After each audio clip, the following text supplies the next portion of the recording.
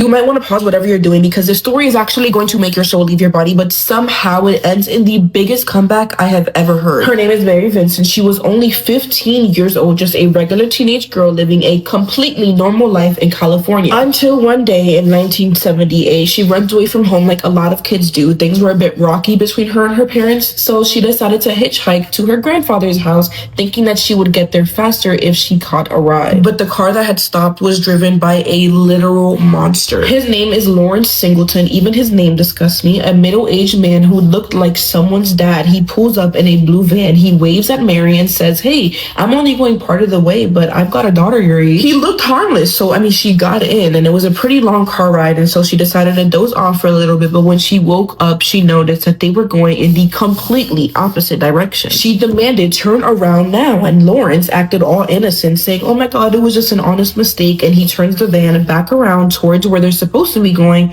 but then he stops. He tells her he needs to pull over just to pee really quickly. Mary, she steps outside to stretch her legs. She bends down to tie her shoes, and bam! He hits her over the head with a sledgehammer. He then drags her into the van, violently rips off all of her clothes, and SAs her, threatening to unalive her even if she thinks about screaming. Mary is begging, "Let me go," and I swear to you, what he does next still haunts me. He looks her dead in the eyes and says, "You want to be free?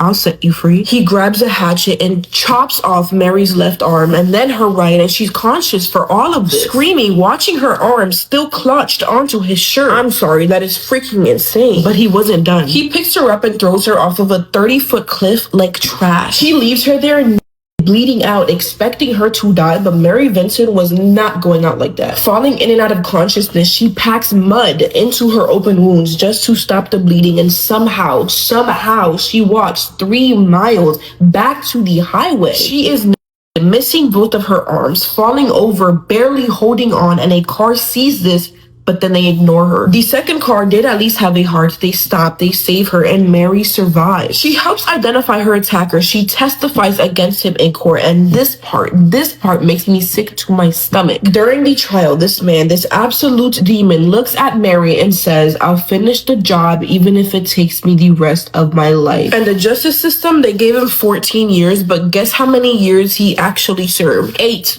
years. 4 + 4. That's what her life was worth to them. I wish I could tell you that was the end of it, because after getting out, Lawrence went to unalive someone else, but that's a story for another day. Right now, I want to tell you what happened to Mary. She built a prosthetic arm. She becomes an artist, a mom, a speaker. She turned her pain into purpose and told her story to hundreds of other survivors. As of today, Lawrence Singleton is dead, but Mary Vincent, she is still here, still fighting, still surviving. And I just want to say, Mary, if by some miracle you ever see this video, you are a warrior, and your story will never be forgotten, especially by me.